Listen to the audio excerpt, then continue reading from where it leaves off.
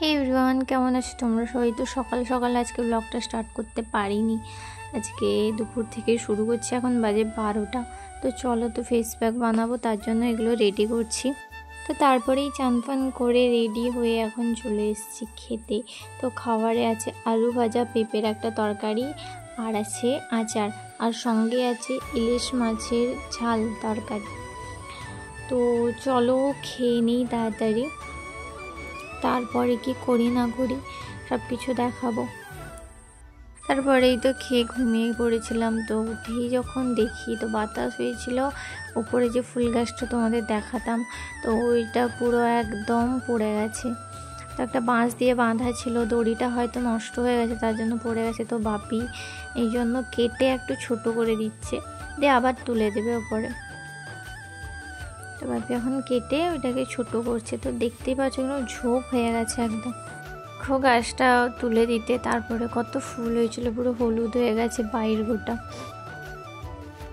তো দেখো কি সুন্দর, আজকেও চাঁদ উঠেছে। তো আগামীকাল পূর্ণিমা মা বলল, তাই চাঁদ কি সুন্দর একদম জল করছে। তো পড়ানো শেষ, তো তাদের বাড়ি থেকে ছাড়তে আসেনি, চলে, তাই আমি ছাড়তে যাচ্ছি।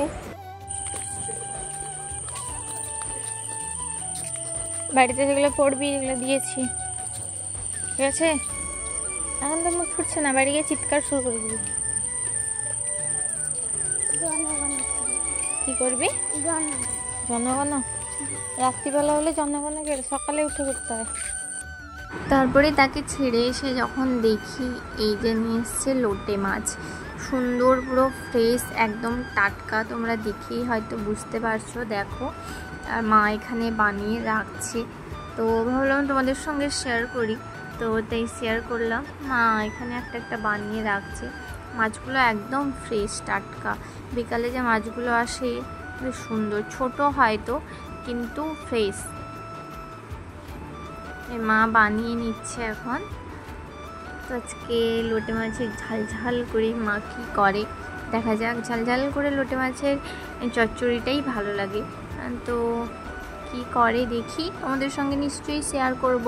তো প্লিজ ভিডিওটা লাস্ট পর্যন্ত দেখো।